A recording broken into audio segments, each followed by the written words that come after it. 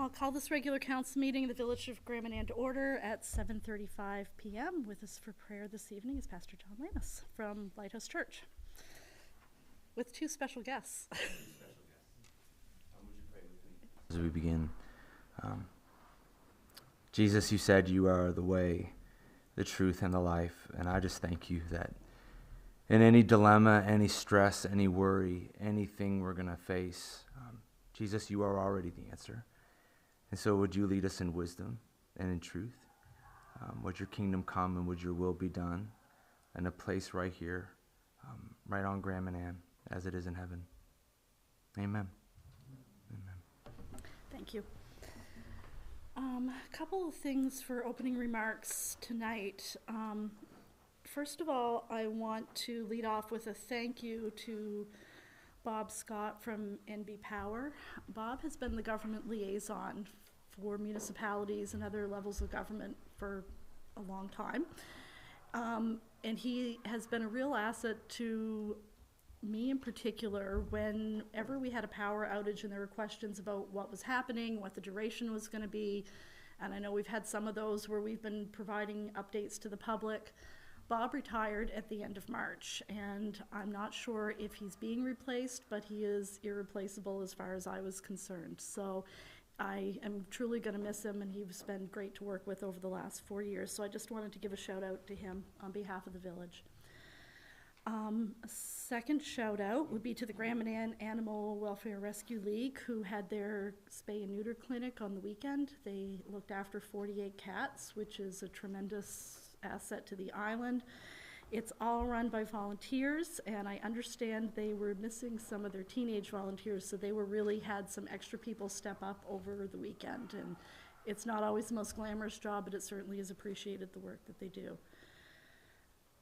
I expect we'll hear a little bit more about this maybe later on in the agenda, but I think we also have to give an acknowledgement to Kyle Maurer, Drifter, who's been doing an incredible effort fundraising for Action Ministries. I think he's really captured everybody's attention, and anytime you can convince 113 people to jump off a wharf in April, you clearly have got the will of the community behind you. So it's been a really cool fundraiser, and it's been a lot of fun to watch and see everybody get involved. So a shout out to him for all of his good work on that. And then just a couple things that council has done since our last meeting in March. We had a meeting on March 19th with the emergency measures people in public safety, talking about risk management and developing our emergency measures plan, and we're currently working on that and are going to continue to follow that along. But all that to say, we appreciate them coming to the island, and I think for them it was a bit of an eye-opener what some of the challenges might be in the event of an emergency here, because it is certainly different than in other places. And then my final thing was Councillor Sturgeon and I attended a Union of Municipalities in New Brunswick meeting last week or the week before, in Fredericton. And one of the big things that was talked about there was the need for fiscal reform, which as municipalities have taken on more responsibility, there hasn't been the appropriate funding changes as well. All of our funds come from property tax, or at least most of them do. And so that is something that we'll be looking forward to. Hopefully this spring the changes will be brought into the government. So that was a bit of a lot, but there seems to have been a lot happen over the last couple of weeks, and I thought it was worth talking about. So moving right along to number 4, which is disclosure of conflict of interest. Councillor Toll. 19.1 and 19.4. Okay. Anyone else? Okay.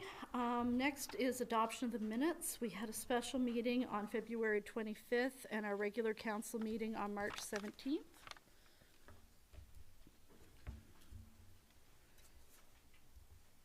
I'd make a motion to adopt the minutes of the special meeting and the regular council meeting. You heard the motion from Deputy Mayor Fitzsimmons. Do we have a seconder? Seconded by Councillor Boyd. Question? All those in favor? Aye. Contrary minded? Motion carried.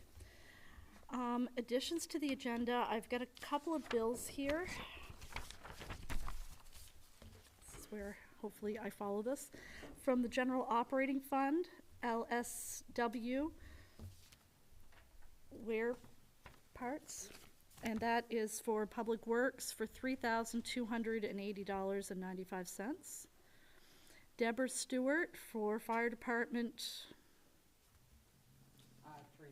training course, $4,034. And from Gray Bar for emergency lighting, and that is for $2,539.55. And from the General Capital Fund, there is a bill from Lindsay Construction. It's a progress claim number 6 for $45,901.45. There would be transfers associated with the payment of those bills. It's an additional $41,624.80 from the airport line of credit to the general capital funds. That would be added on to motion 1812. And another transfer from the general operating fund to the general capital fund for $29,137.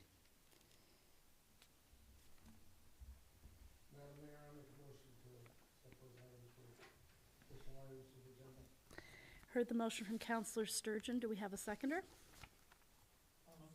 Seconded by Councillor Turner. Question? All those in favor? Aye. Contrary minded? Motion carried.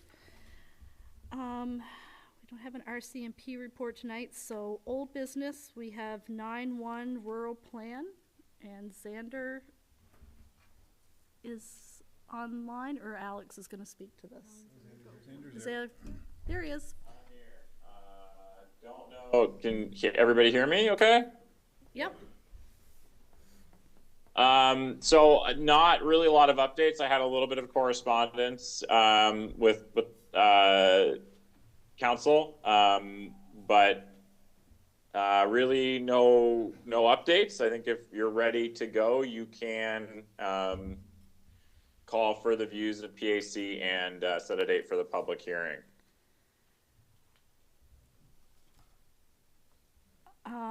I heard from a counselor just before the meeting that they had some technical issues, is how I'm going to word that, and have just read the plan over on the weekend. They have some questions, so I wonder if it's the wishes of the group. Do we want to have one more conversation with Xander before we go to public session, or just continue to do one-on-one, or what's? We need to do that with the bylaw. Yeah. So Kara and I are going to try and get together this week sometime. Okay. With Xander? Xander and anyone who has questions. Okay. So what if we refer this to the bylaw committee to talk about with Xander, and anyone who's interested will set that up, and then maybe go to public consultation after that? Sure. Yeah. Does that make sense? Okay. Madam Mayor, do you need a motion to that effect? It probably wouldn't hurt, just so we're official-like. Okay, I would make a motion to that effect, Madam Mayor. You heard the motion from Councillor Sturgeon. Do we have a seconder? No second. Seconded by Councillor Greenlaw. Question? All those in favor? Aye. Contrary minded? Motion carried. All right, Xander, we're going to tag you to talk to the bylaw committee and a few other members of council, and then hopefully we'll be ready after that, okay? Sounds good. Sounds good. Thank you. Okay. 9.2 is age-friendly communities. We had a conversation, or a presentation, I guess, from the Age-Friendly Communities group several years ago, 2 or 3 years ago. We've had some correspondence from them, but we've not really sort of focused our attention on it. It's maybe going to be how I word that. Is there still interest in pursuing this initiative? And if there is, does somebody want to take it on? Or do we just want to set this aside for a little bit and focus on some other things and maybe come back to it in a little bit? They're just looking for some sort of update from us on where we are, and I'm not really sure what to tell them right now. So, looking for some input from the group. Councillor Sturgeon. Yes, Madam Mayor, I know New Maryland very concentrated very much on this, and they had a initiative, and it was did some great things. It's no secret that our population is getting older, so So I think we should move in this direction. I guess I like for us to move in this direction, but I don't know if we need to necessarily go at it tomorrow. I guess that's the thing. So, Well, that's kind of the feeling that I was getting from around the table, is that we just didn't have anybody who was really going to spearhead it. So why don't we see if we table this and come back to it maybe even in the fall, and see once we get beyond summer if there's a renewed interest in it. Is that fair? And that gives us a response for them, so that they're not just sending us emails asking what we're doing, so we at least have some timeline for them. Is that okay? Or maybe we could get some information from what they expect that to mean. They had different pillars, and we were supposed to set up a committee and do some research and those sorts of things. So maybe in the fall, it would make sense to have them come back and do another presentation for us and see what we're all thinking by then. Councillor Turner? We could let them know about the initiative regarding internet safety and all of that we are focusing on that. Yeah. So, yeah, that we're doing some things Yep. in the meantime. Yep. Good idea. Madam Mayor, if I may also make a humble suggestion. Of course. There was a lady, like I said, that really took this on in New Maryland. She was very dedicated, got some good things. It might be good for us to see if we can invite her to, or for her to get us her experience, shall we say, because I think we all want to realize the importance of this, and we want to do a good thing, so. Yeah, for sure. And we can learn from their good things and think from people's mistakes as well. For sure. Thank you. Okay. Anything else? All right. Delegations and special speakers. 11-1 is Grand Manan Action Ministries. Michelle Krupinski is going to come speak.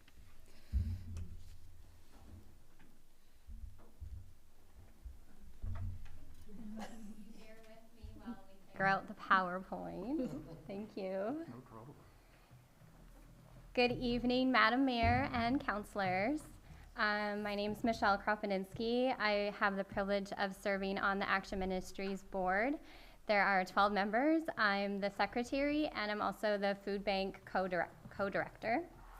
I wanted to start off and thank the village for the monthly transfer station bottle donations that we receive, and also the assistance you gave with the extension onto Thrifties, and also the legacy and partnership that you've displayed in the past and the present with us. So we'll get to our first slide. Thank you so much. It just talks about Action Ministries' purpose and history. Oh, I'm gonna click to the next one. Ooh. Oh. It's showing up on the computer, but it's not up on the screen. So Action Ministries' purpose is to serve the local community and assist in overcoming essential needs challenges, and to demonstrate the love of God in a compelling and compassionate manner. Action Ministries has been serving the community of Grand Manan for 32 years and 31 years of the food bank. Great. So I know people say we know what Action Ministries. I made a quick list of the things Action Ministries, the food bank, garden. We help with we have the Christmas food boxes, graduate bursaries, snacks programs. We assist in sending kids to. Great. Thank you. So you're going to see a summary. Don't represent individual people. Studied, and you're going to see this percent over food bank client visits. Additional assistance then. I see it's 2019, we had about 2 at the food bank. So if financials. So what the food bank does, that potentially this 24, it cost $205,000 to run the food bank. And the breakdown of where that money came from, so the blue one is the 27%, is Food Depot Alimentaire. They are our provincial association. They distribute food from Moncton to all the food banks in New Brunswick, and that's provincially funded. So the next one I was going to jump to is the gray one. And that one is our food recovery program. It is an estimate. It could be a little higher, it could be a little more lower, but we do weigh all of it. And so you can see that about $57,000 worth of food was donated in 2024. And how we calculate that is we use the National Food Valuation Aggregate, which is $3.58 per pound. So we take the pounds that they give us, translate it into dollars. A small portion, you can see that little orange one, the 2%, that's our community food donations. And then the rest, the big green one, is Action Ministries, so 42%. So last year, it was $87,000. So when you go down to the next one, the breakdown is that 42%, where did that money come from that Action Ministries paid? So the Food Depot Elementaire, again, our provincial association, they do not just give us food items, but they give us monetary. So that's a little portion there. And then we took 50% of the Thrifties income. We used to say that all of the income at Thrifties can run the food bank, but unfortunately that's no longer true. And we can't really just take the Thrifties income and only run the food bank, because you can see something like our household and medical emergencies, those have doubled. Our requests and the amounts that people need has doubled. And a lot of what we pay are power bills. So then we have the community donations. So this is the 25%, the gray. That's when people donate to Action Ministries and they say, I want this to go to the food bank. 7% is Harbor Lights. That's a fundraiser that they do in St. John. And then the last 33% is Action Ministries from our general fund. So that was people just donated, we had to take from that fund, we put it to the food bank. So that's kind of our financials are public because we are a registered charity, so none of this is secret. You can get a very detailed financial report at our annual meeting on Monday, April 28th at 7 p.m. And if you want to go to a dinner gala auction, you can see me for Action Ministries as well as a fundraiser. So here's some client quotes. There's tons. I edited down to this. So people say, I don't know how to thank you enough for the food they gave yesterday. I really appreciate what you do, and I'm very happy about it. The attention was spectacular, and they're very kind and friendly people. It was great, filled my cupboards, thank you so much. Thank you so much for the food. It really helps us a lot, and we are very grateful. I hope one day I can help people like you do. So, as we look at budget, potential growth, rising costs, new clients, what steps have we taken so far? So we did in February have a food bank subcommittee meeting. We did reduce and eliminate certain food items that we stock at the food bank. That was unfortunate and heartbreaking. People are more in need. We don't want to be giving less. We did have to pick items that we felt like weren't essential or would affect like someone's overall hunger or ability to make meals. We are regularly seeking out grants for food purchases. We do normally seek out grants. A lot of it has been renovations, but right now we're in the middle of or pursuing and waiting to hear back from 8 different grants. And some have been awarded. Fundraising, we did mention, very incredible, the Cold Plunge Challenge.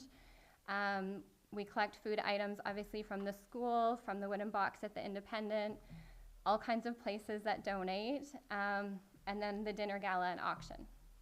We are also seeking to broaden our partnerships within the community, which is why I'm here today. And I wanted to end on a nice summary picture of the food bank garden. There's some fresh peas. All of the items that are grown there, the clients can harvest themselves, and those are the first items that get taken. We do have a lot of generous grandmananners that we didn't know they were growing for the food bank, but they bring their harvested items and donate them. that's a small picture of the food bank. There is another side where the clients, it's a shopping model, so they get to select items that they would use. And anyone who wants to come visit, we can do a tour.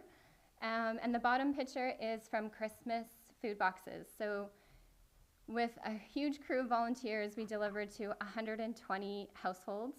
That's all of our food bank clients that wanted a delivery plus people in need on the island, and they get a turkey dinner and everything they can make for a Christmas dinner and more.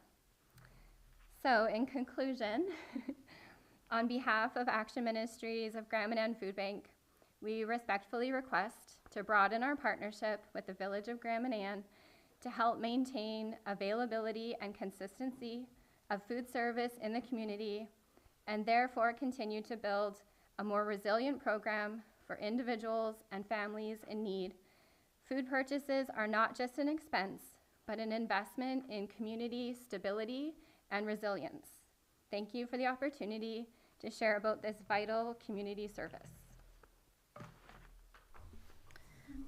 Thank you, Michelle. Does anybody have any questions for Michelle before we let her run away? Councillor Sturgeon?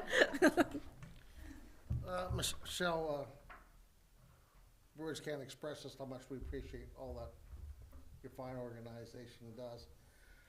To turn away somebody would be incredibly tough. I don't even want to think about it. Are you familiar with the organization that's been around for 20, 30 years anyways, called Farmers and Hunters Feeding the Hungry? I do know, in speaking with the DNR in the past, that people can donate their game, like deer and such, and it's a very popular program throughout North America. And generally what they do is that they grind it all in Hamburg so that it's, because there's so much more you can do with it. So anyway, I think it'd be something worth looking into. Yes. And please. anyway, if you want to talk to me about it in Yes. the future or whatever kind of thing, feel Yes. free, so we can maybe get this off the ground. So. We will be in touch, yes. Okay, thank you. Anyone else? I found it interesting.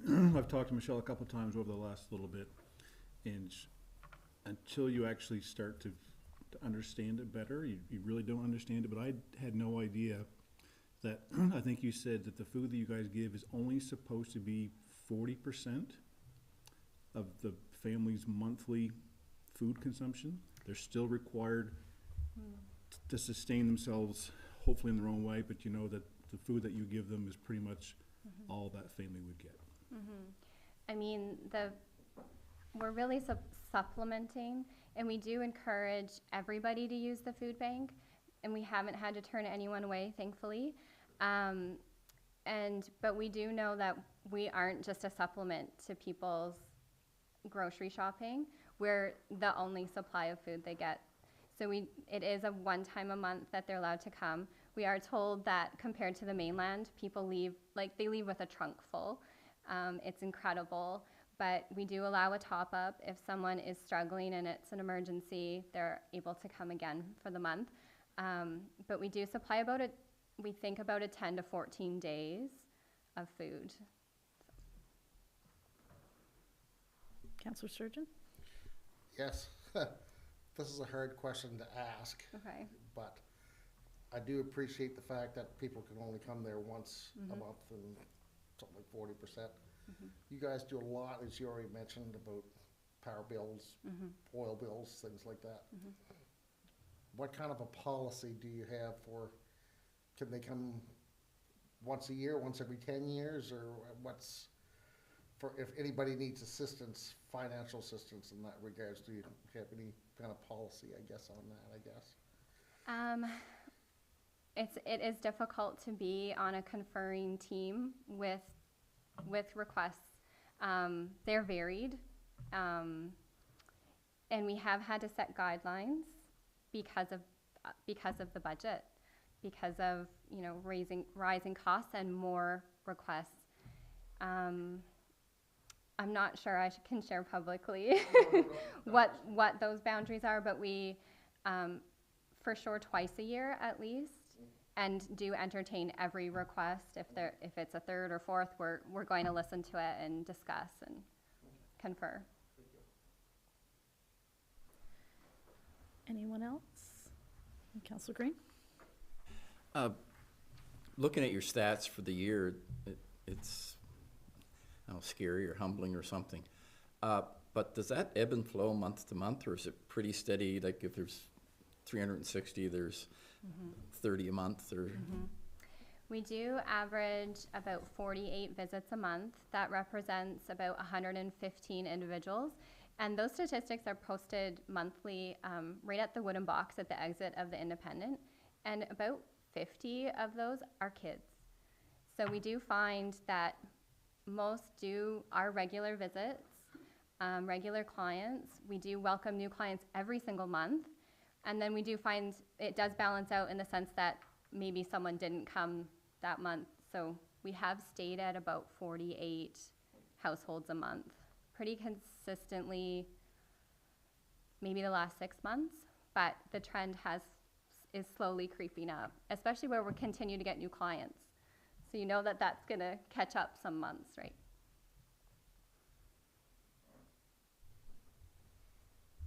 Anyone else for questions?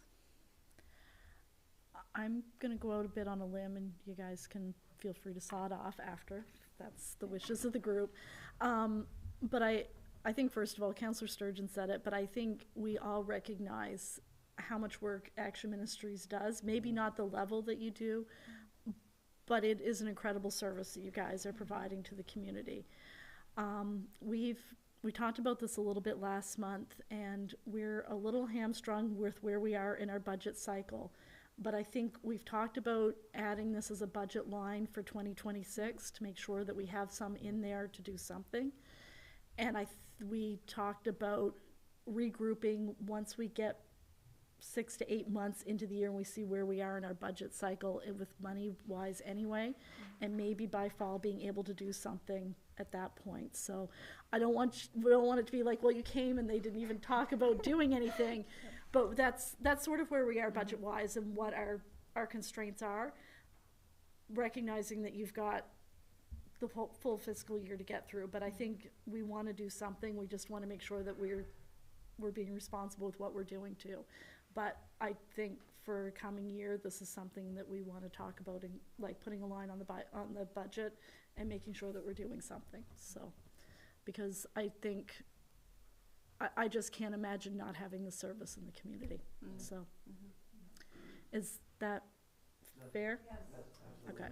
So, if there's no more questions, I'm going to say thank you to Michelle. Thank you very much for the opportunity, and you guys have partnered with us so much, and we thank you for your support. So, thank you. Thanks for coming. Okay, we're going to readjust our AV and move on to our next delegation, which is Rusty's Grub Hub.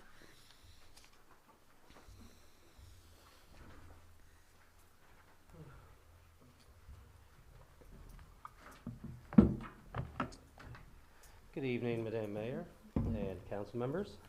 I am Rusty, or Tyler Green, from Rusty's Grub Hub, and we are hoping to find a forever home eventually. All right. I'd like to share a story before we all begin. Again, good evening, Madam Mayor, fellow councillors. I'm Jordan Phillips. In the summer of 2024, we moved to Gramanan as a family.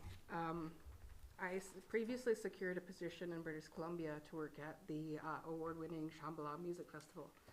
I was an overnight supervisor there, and in the chaos of everything, I had a gentleman come up to me, and I looked at him, and he was wearing a Gramanan sweater across the country in British Columbia. My jaw dropped in that moment, and it just felt like everything was falling into place. So with that said, I'm here to speak on behalf of Rusty's Grub Hub. We have previously sent an email regarding our request to park at the community center. We're a community-focused business trying to provide services not yet provided in Gramanan. We would like to focus our daily hours to be from 11 a.m. to 11 p.m. to help accommodate late-night travelers, and workers who miss the stores that close by 10 p.m. on Grand Manan.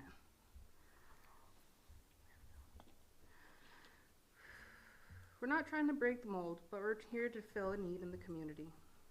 Our dream would be to buy a property on Grand Manan to serve the community from, but this food truck is our first baby steps in the business. Especially in this challenging climate as a small Indigenous-led business, Canadian business at that. We're not trying to take any money away from the community, which any visiting food truck does. We have a community mindset and want to do better for Grand Manan by utilizing our skills in the best way we know how, by providing consistent quality service and food. We've attended the local distribution company's food show to affirm our choices about using local producers and supporting Canadian businesses along our journey. Tyler and I met at the Banff National Park, and being environmentally conscious has always been at the top of our mind.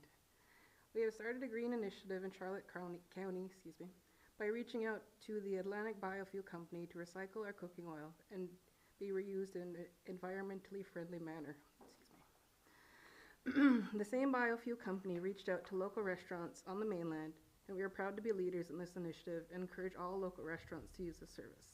Rusty's Grub Hub pays the 20th community.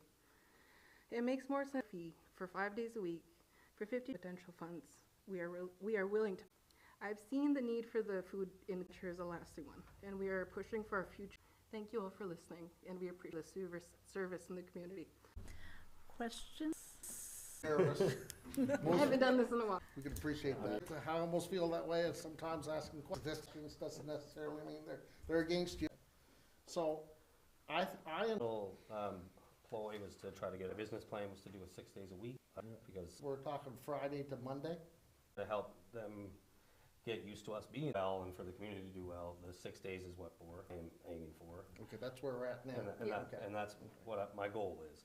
Obviously, like we said, the long weekend status is kind of get us foot in the door, but unless we find a longer place to rent for a longer period of time, this is our best possible outcome. One of the concerns we have with our trailer is moving where much will add the wear and tear into our business, and it'll increase our funds, which will have to increase food prices and everything along the way. I guess I got as well to it as well along the line of how long you want to do this for.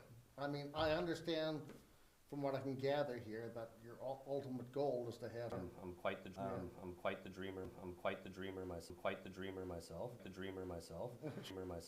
Sure. And I have a few different plans moving forward. I would like to do the brick and mortar, but I'd still want to keep my truck or my trailer. Because I'd like to be able to cater events. I'd like to be able to go to do, say, Canada Day. We would like to be able to do Fisherman Wharves if possible. And one of our main focuses before we ever actually got to where we are now was fisherman meals and family meals and things to help, like fleet meals, so the captain can order it and we can just help push those type of things. The menu that we've created now is more of a base because I've been doing this almost 20 some years and I can do this for fun. This is fun for me. It'll probably be my grave is in the kitchen. So our original plan was to do a 3 to 5 year plan on Grand Manan, but because of what has happened recently over just 9 months, it's increased to a 10-year plan. And we don't plan to go anywhere anytime soon. We are enjoying the community a lot, and the feedback from people wanting to try Rusty's food is crazy. It's crazy. So we're really just trying to push that envelope to help Islanders try something they've never had the experience to try. And I've been coming home from culinary school or from different Michelin kitchens, and people just ask me about the experience without actually trying the food, and I'm not going to do that in my mom's kitchen.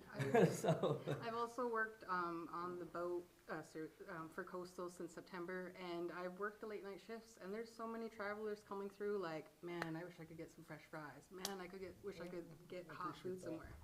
So I see the need every night that I'm closing that boat. Like, it's a needed service in this area.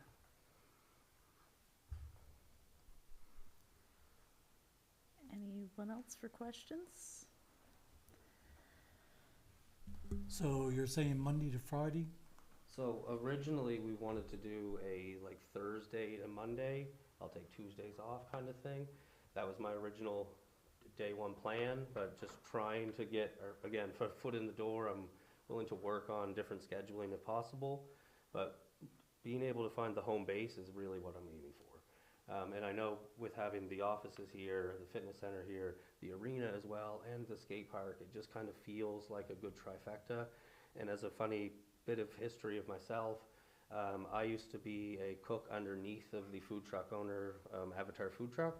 And whenever I get to see Anish, we have a nice little conversation and laugh about back in the day and talk about our future. And my goal is to park somewhere around him and wave. Because we've worked in kitchens for 3 years together, and it's kind of a goal of mine. Because last time I seen him, he was telling me what I needed to do to get the truck, and we were telling him where we were, and it would kind of just be nice to bridge that gap and be like, I did it, chef. Anyone else? So right now, we had the spot out here that we do give to some food trucks just every now and then for 3 or 4 days. Yeah. Just wondering what it's gonna be like to have one there 5 days a week type of deal. Well, and that's kind of what we are here to talk about, is more or less to figure out what kind of situation we could figure out so we could have someone there. I have been there to most of the food trucks that have been here and tried, I think, all of them. We'll call it research and development, if you will, but in the process, I've noticed usually there's only one truck. And if there was an instant where you did have two, then I'd be willing to try to make the move and go somewhere else, which also I'd like to point out, the splash pad would be a beautiful place. And I know that you have ownership over quite a few places that would be a great place to park, but I still have to talk to you guys about it. So moving forward, if there's other places other than the community center that you did happen to run, then we would be glad to take into consideration to park there. We just, again, first step is here, talking to you now. And other than this, we trying to find another lot that might, if everything went south, but other than that, we are hoping this is our plan A. Yeah. Councillor Sturgeon? I don't want to dominate, Madam Mayor. I want to give everybody a chance here. So, would you start this week, or when do you want to start? I guess if we. So ideally, we were hoping to be open for. We were going to do a fish special for. Good Friday. Thank you. But we're in the process of finishing our inspection. Our trailer at the moment is getting wrapped, and then we have to transport it back and So get you're it not looking to adjusted. start tomorrow then? No, No. exactly. We still have probably within 3 weeks range to Okay. get officially going. Madam Mayor, if there's no other questions. Okay, sorry, Philman, go ahead. Sorry, Councilor Green. Yeah, hi. This is not a question, it's more of a statement, I guess. The other food trucks that have come here have not come here without ruffling feathers of people who are bricks and mortar places who are paying taxes and doing all that. And I think we have to be sensitive to that, because to have a truck come in every summer for 3 days and another one come in a month later for 3 days is probably not that detrimental to anyone. I'm not sure if we have someone here 5 days a week, if we could have that same discussion point with the people that are currently serving food. And we are willing to pay a rental fee to help bridge that gap moving forward, but I understand where you're coming from. In any other situation where we would be renting space from, it would be the responsibility of that owner to help cover the property taxes. And we're not trying to take away from any other business. We're just trying to add to the community. It's up to the businesses themselves to maintain the standard of quality and service. We're here to help add to that. Councillor Boyd, I saw you leaning into the mic. Yeah, if we're just limited over here for space, I don't know if they don't want me to talk or not. Yeah, just kind of piggyback a little bit off what Councilor Green said. We we always hear it when the food trucks arrive. I'm certainly very supportive of this and supportive of you folks, just to start out with that. I don't see it being an issue if there's another food truck scheduled to be here and you guys are here as well. Like at East Point Shopping in St. John, whatever it is, they do food truck Tuesdays or Thursdays, whatever it is. There's 10 or 12 trucks up there. So exactly. it gives people choice, right?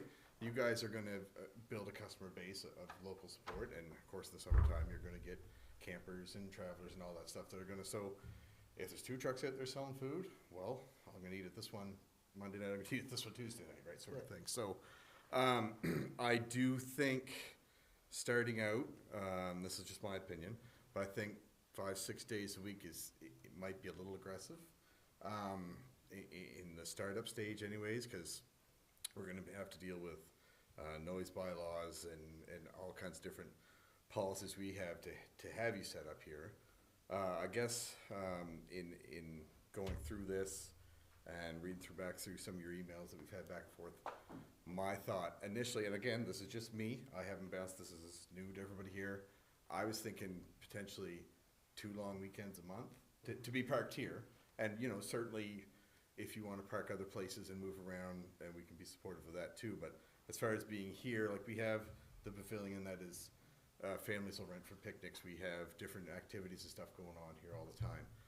So I think, and again, just me, a good starting point would be to give you guys carte blanche, essentially 2 long weekends a month to start out and kind of see where we go from there. And I completely understand where you're coming from, but it's not just us, like you giving us the opportunity, we're also giving you the opportunity to have a consistent rent paid daily, like you would do for the trucks here. Yeah. So I get what you're saying, but at the same time, we're helping each other. And To back up to Councillor Green's point, we're offering a different service. We're opening from 11 to 11. There's no other services on the island that offer that late of a service. We're not trying to take away from breakfast. We're not trying to take away from any other restaurant or in that regard. We're trying to add to a late night service that people, tourists coming from off the island are accustomed to having a McDonald's open 24 hours. But we just want to have that extra little bit of buffer time in the evening. It'll give us time to prep. It'll give us time to get ready for the next day, while we have those hungry people come in to service them. And going off that point, if we're not consistently here, it is the community that loses out on the rent, unless we can agree on a monthly fee. because when it comes down to it, we plan to find a place to be forever. So if it was 1 to 2 days, that's understandable from your point of view, but what we're trying to do is find that place where we don't have to move as consistently. Because we can just secure a lot, pay a rent there, but then the community loses out on $9,000 a year. Action Ministries could potentially lose out on money that we could give back to them, but we were already planning on donating any tips that we got. We were already planning on doing stuff, but this would be another thing to give back. I'm just checking because I see Councillor Sturgeon leaning forward and Sir, the Councillor Toll. Sorry, Councillor Sturgeon, you get bumped again. I have a question for you. What are you serving for meals? Are you serving the regular burgers, fries, onion rings, or are you doing something different, or? I'm from the Poutine Belt of Canada. So we do fresh cut fries, we'll be doing fresh gravies, we're doing fresh curds, we'll be doing all of Tyler's burgers that he's accumulated through his travels of working throughout Canada. And then while we have that menu, we'll also be doing what we call like our local menu, which will be utilizing all the ingredients that we can to provide a more budget-friendly meal for anybody who wants that option. So I've heard it a lot. One of the key things we did when making our menu was we had somebody say, we don't like all those new foods. We want something the same, but different. And that's a hard thing to grasp. And we have, like when we say we're doing a burger and fry menu, it sounds like it dumbs us down a lot. But I do gourmet fries, I do gourmet burgers, I do fresh cut fries, and that's our base menu. I actually have another menu planned out to do fisherman meals. We have thought process planned out to do student lunches because we don't have the cafeteria. And originally when we moved here 6 years ago with my daughter, we tried to do the coastal cafeteria, as some of you may have known of. So we've already tried to implement other menus. So the burger fry, loaded fry, the Dorito crusted matzo sticks I plan to make, those are all base menu. That's our money maker. And then we have our catering possibilities that we want to be able to do. We have our fisherman menus that we want to be able to do. Another thing, when I first came home from culinary school, I had one guy say, I'd pay you so much just to make me a lasagna. And like, just to do things like lasagnas, shepherd's pie, and things along those natures, nice casseroles, that we could sell as full meals, then that's another step in that That takes direction. pressure off the families that are working, that are on the water, that have kids at home that need to eat, and it's.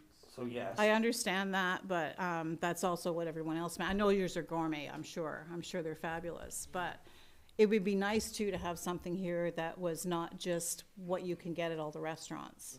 But A hamburger's a hamburger, you can say it's gourmet, you can say it's whatever, can you but get it's fresh cut still. fries on the island? That's the big Yeah, question. we do actually. I think there was one restaurant that was doing them anyway, but, and I think, I agree with staying here the same as Dan was saying. And I wondered if you thought about moving around so that if you're in somewhere in North Head or something that weekend or those few days, the people up there that don't want to come all the way down the island can have a pretty good snack or go in and get something. And you move around to, I don't know, wherever you can find an empty spot, Kenny's old garage and wherever that is. If you could, they sell fish there sometimes, you could set up there. We were just You talking could go about the somewhere same down to Seal Cove to, I know you don't want to move around a lot, but I think, like, I don't go to North Head to the restaurant. I'd rather stay in my area. But if you're there, I might go to you instead of going to the one in my area for that one day.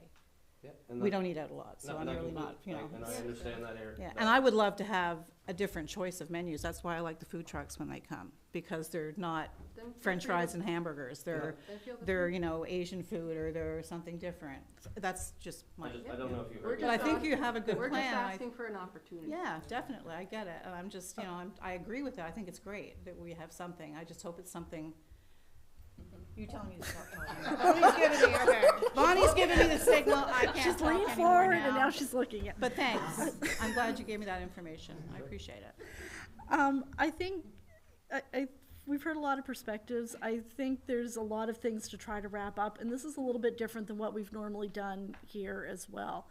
I'm going to make a suggestion that we ask the Properties Committee to have a look at this, to come up with a suggested policy / contract, something like that. See where we are, and then bring it back at the May meeting, if that's the wishes of the group. Councillor Sturgeon. Madam Mayor, that was exactly what I was going to suggest, so yes, and that we refer this to the Properties Committee. And also, it's important to establish policy in this regard so that, make sure that everybody gets fair and equal treatment. No, we don't pick winners or losers. Everybody wants to be treated the same, right? Exactly. Okay, thank you, Madam Mayor. So are we all okay with that? Yes. Okay. Thank you Thank you guys so very much. much for coming, Thank you. appreciate that. Okay. New business. Graham and Ann Library Board Member, CAO Rayner to speak. Thank you, Madam Mayor. The Graham Man Library, we've always had a member on the library board, and our current member, Deputy Mayor Fitzsimmons, has been there a long time and has recently passed on the torch, so the board is just looking to see if there may be any volunteers around the table to fill his shoes. And not something we have to decide tonight unless someone really has that desire, but maybe something just to take away and bring to the... It's a size 10 shoe that you have to fill, very large. Is willing to step. A few terms ago, I done the difference. It's more than just, Madam Mayor, I can appreciate her see, and let's face it, they do good work. I know that not only does someone's world, so.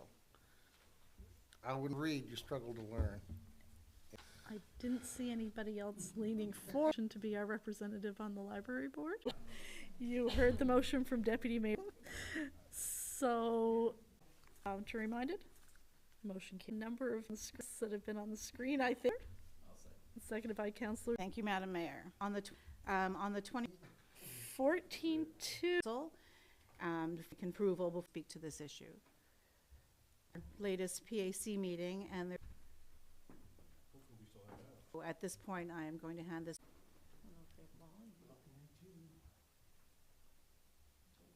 Oh, there we go. He had to run back. Turn up Jane's speaker. Not sure if anybody can hear me. Yes, we can. Okay. All right. I'll do my best here. So let me maybe just provide a little history. staff worked with the applicant, the small family, on village's subdivision bylaw requirements. So this subdivision proposal would work with the current 2022 rural plan bylaw, as well as the village's 1996 subdivision bylaw. Both of these bylaws currently require land for public purpose dedications.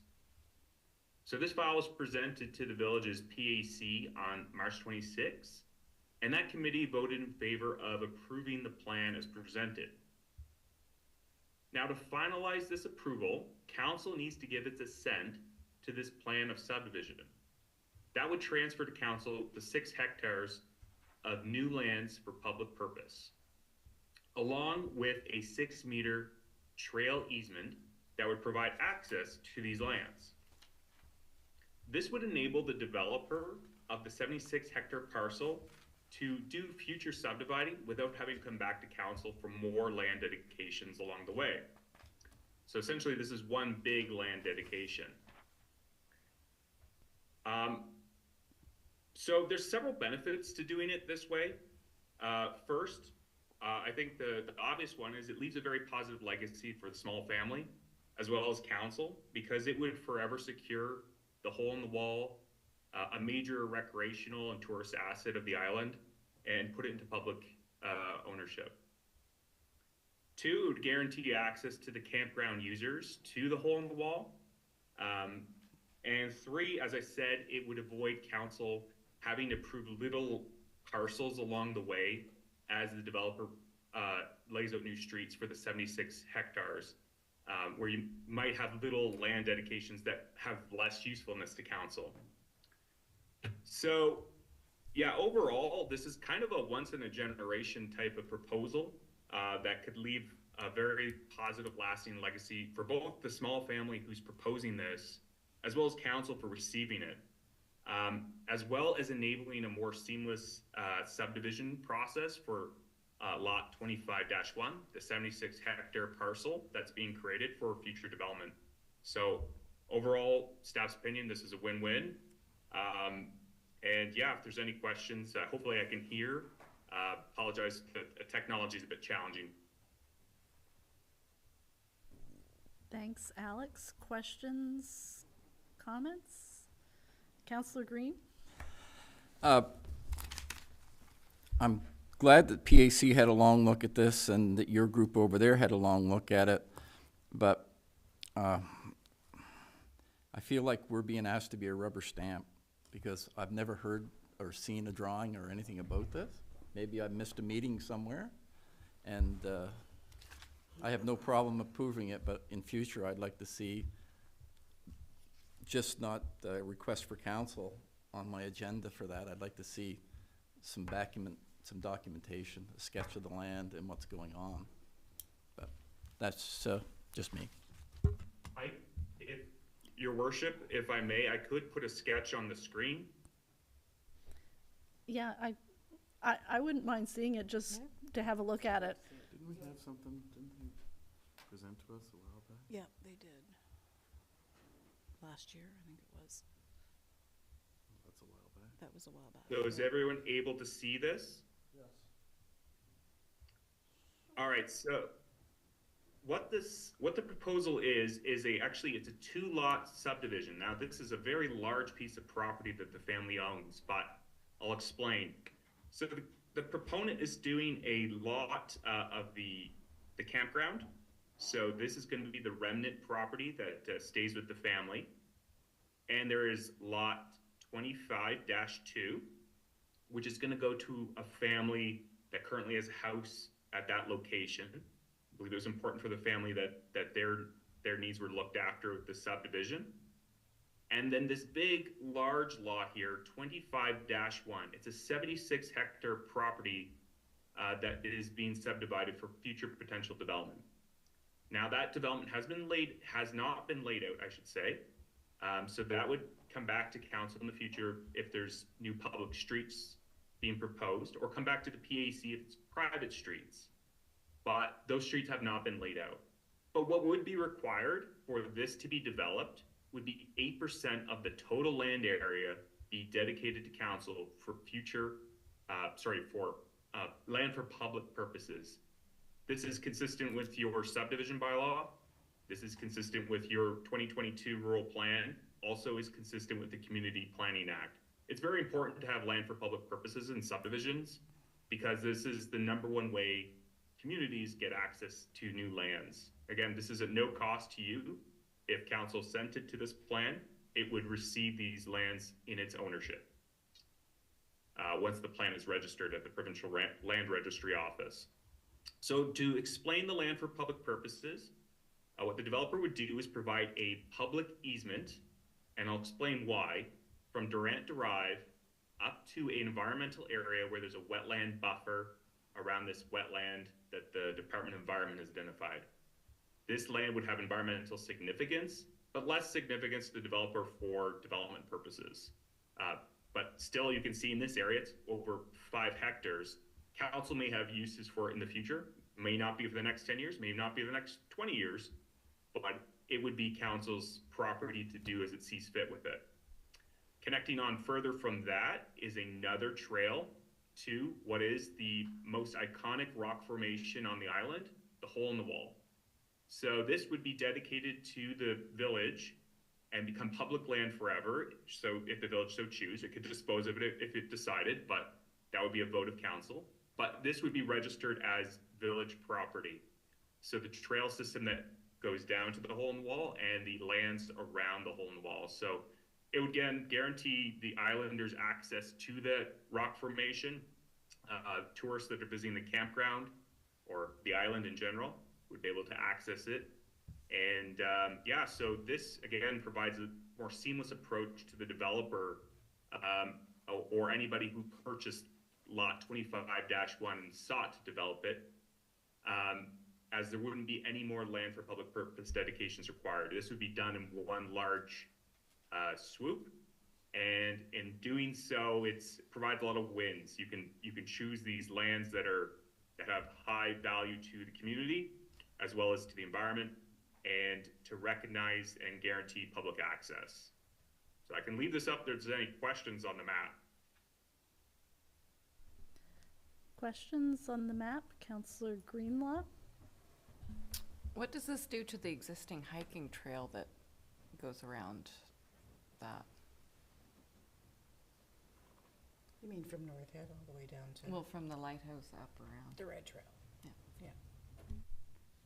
Can I answer that question? Sure. I'm Karen Wishart. I'm Kay Small's daughter, and Andy Small's on the Zoom call as well.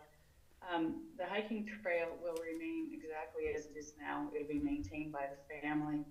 And if there is a sale in the future, there would be a covenant or a restriction or whatever the right legal word is to have the Red Trail maintained.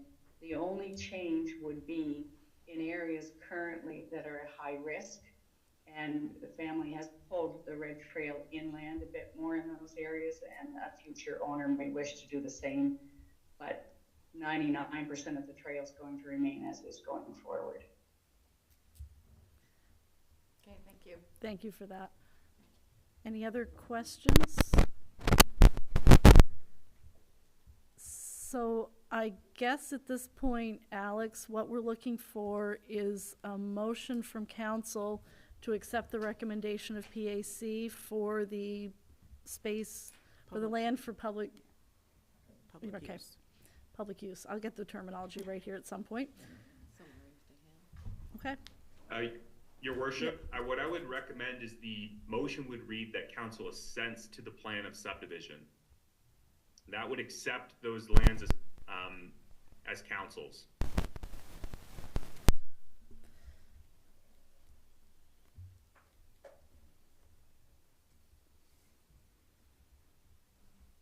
I'd make a motion to accept these lands. To assent to the plan of subdivision? That's it. Okay. You heard the motion from Deputy Mayor Fitzsimmons. Do we have a seconder? Seconded by Councillor Boyd. Question? All those in favor? Aye. Contrary minded? Motion carried.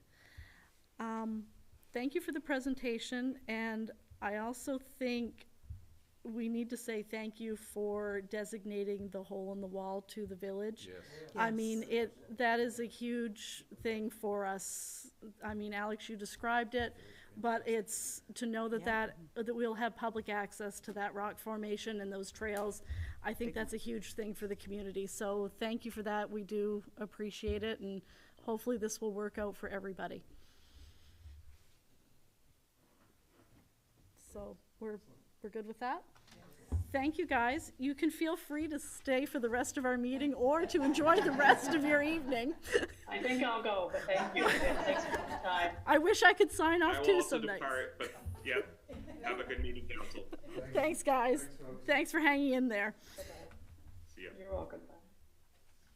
Okay, 14, yeah, I didn't know what that was on the agenda. That was kind of, yeah, nice, surprise.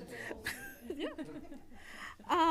So 14.3 is the Canada Community Building Fund priorities. CAO Rayner to discuss.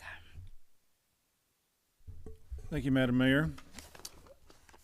Unfortunately, looking at the rest of our agenda, I wonder if this is a good time to do this, but I've mentioned this a few times over the last year or so. We brought it up again just in January, that we're just about ready to finalize our 2023 audit. So once we do that, the province will be looking for us to submit our 2024 to 2028 plan, which pretty much gives them what the priorities would be.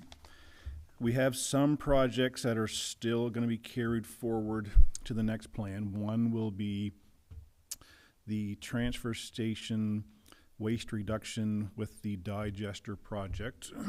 And we still have money left in for our roads, new bridge culvert that we put in there as well. But trying to streamline things a little bit, knowing that time is tight and they're going to be looking for this just as soon as they receive our 2023. The clerk and I went through the priorities over the last little bit and kind of put some on paper, knowing what some of the conversations have been around the table. So we kind of narrowed it down to a pool,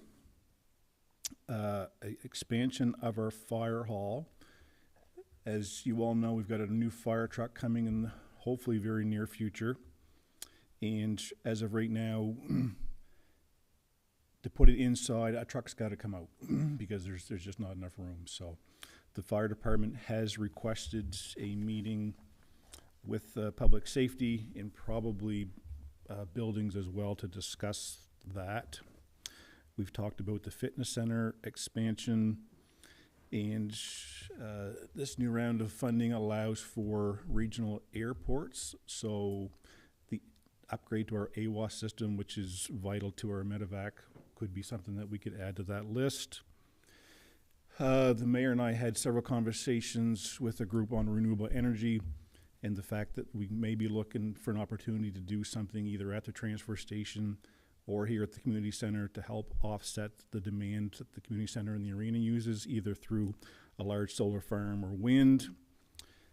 And the transfer station, still trying to figure out new ways to always reduce our waste, because that's one of our biggest tickets that we have. And the more and more garbage that we produce, our transfer station, our solid waste budget is becoming higher and higher every year. So everything that we can pull out is going to save us in the long run. It's going to save us through trucking. It's going to save us through tipping. So anyway, again, time is tight. I just don't know if this is something to discuss tonight, but they will be looking for us in the very near future to have something to them, because we've missed the whole 2024 season with no payments. So be good to get those going again. Questions or comments, Councillor Green? Would it be possible for us to get those ones you just listed off? I have my penmanship. I didn't even try to write them down and keep up with it. And any of them that have rough numbers attached to them, and what we're looking at possibly getting for funding, so that we could probably, see how to cut that pie up. I mean, it's, we get about $1 million over that 5 years, which is a lot, but, I mean, the pool would take it all, or a fire hall expansion would probably take half it. I mean, it's it's hard to do, but I can put this in an email in the next couple of days, just kind of the way we've narrowed it down. And I have some cost on some of these. I have for the pool, I have do for the fitness center. It would just be, we don't really have. If we circulate that and then having a special meeting, agenda and be ready to talk about it there. Is that for donation, empowered to run?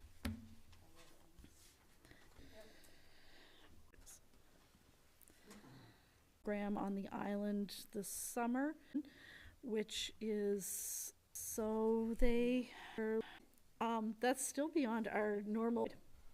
I know a little bit about this for bike and trail networks. You know, you can do a little bit of stuff for bike trail systems. And again, they're asking a lot more than what we just usually give out for a donation. So I wouldn't, if be the wish of council, I can reach out to this group and just see what their plans are for Grand Manan, whether they've actually been here and looked at the infrastructure we've got and kind of see where they're at. I know $200 is a long way off the $3,000 they requested, but I can certainly get more information before we make a final decision on this. And if they want what our donation list goes for, then great. And maybe we can help them some other ways that are going to come over this summer. But I would certainly reach out and report back to the group if that be the group's wishes. I'm seeing nods of so for that, so let's do that, and then we'll talk about this at the May meeting as well. I'm feeling like the May meeting agenda is getting full already. We've been in contact our representing Bell Mobility and their lease renewals. So the Bell Tower up by the Seal Cove ball field, the lease is up and they would like to exercise their option to renew. Currently, the annual rent is $1,400 per year. They are proposing a 10% increase to bring the annual rent to $1,540, effective January 1, 2026.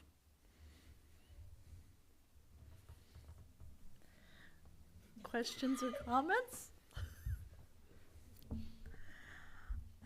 I'm going to make a suggestion, because I'm sure it's what Councillor Greenlaw is thinking over there. I think we should have a conversation with them, given some of the concerns around our cell coverage here on the island, particularly in the southern part of the island. I believe we tried this the last time the lease was up and did not have a lot of success, but I think it's always worth another kick at the can, and they're not going to take any cell service away from us, hopefully, at this point, so we've only got up to go. So maybe we can reach out and see if we can set up a call with them at some point and before we jump onto the renewal, because we've got till the end of the year before we have to do something. Is that fair? That was what you were thinking, wasn't it? All right, moving along. Approval to pay the following invoices from the General Operating Fund. Nixon Septic Services for airport rental, $2,070. Charlotte County Refrigeration for the bank building, $1,767.69. McGinnis Cooper on a dog issue, $8,428.83.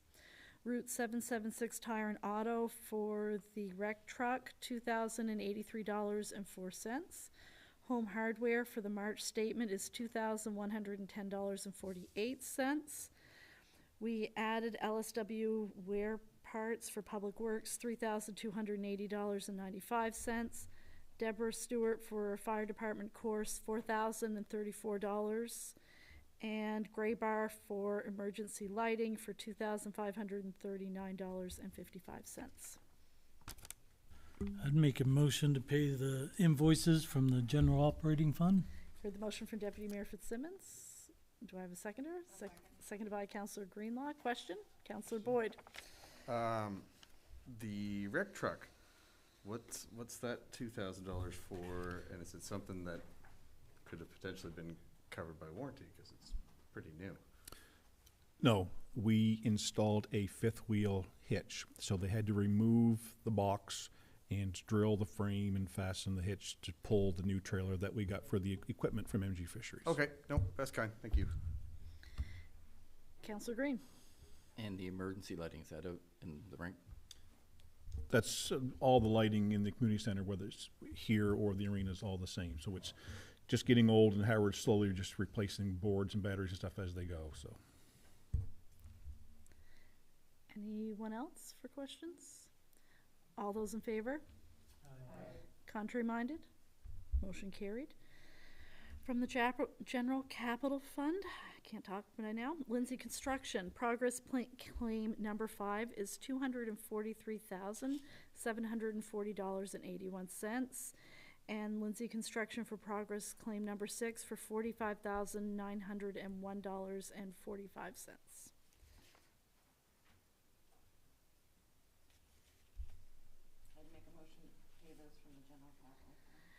You heard the motion from Councillor Greenlaw. Do we have a seconder? Seconded by Councillor Turner. Question? All those in favor? Aye. Contrary minded? Motion carried. For transfers, we have a transfer of $9,130 from the Capital Reserve Fund to the General Operating Fund. Heard the motion from Councillor Sturgeon. Do we have a seconder? Seconded by Councillor Boyd. Question? All those in favor? Aye. Contrary minded? Motion carried. 18.2 is a motion to transfer. If we want to, we had the addition of 41,000. If we want to add the two together, it's for $262,656.38 from the airport line of credit to the General Capital Fund, and that covers the 2 Lindsay bills that we just approved. I'd make that motion, Madam Mayor. You heard the motion from Deputy Mayor Fitzsimmons. Do we have a seconder? Seconded by Councillor Green. Question? All those in favor? Aye. Contrary minded? Motion carried. And the final transfer is for $29,137 from the General Operating Fund to the General Capital Fund. I'll make that motion. You heard the motion from Councillor Greenlaw. Do we have a seconder? Seconded by Councillor Turner. Question? All those in favor? Aye. Contrary minded? Motion carried. Closed session, which I expect we're not going to do all of them, but we'll make a stab at the 5 items. Financial for the trash barrel tender, personnel for public works, financial for council remuneration, personnel for the cleaning contract review, and financial for the curling club land. Motion to go into closed session? I'd make a motion to go into closed session. Heard the motion from Deputy Mayor Fitzsimmons. Do we have a seconder? Seconded by Councillor Turner. Question? All those in favor? Aye. Contrary minded? Motion carried. If Chris wants to say something? I was just gonna suggest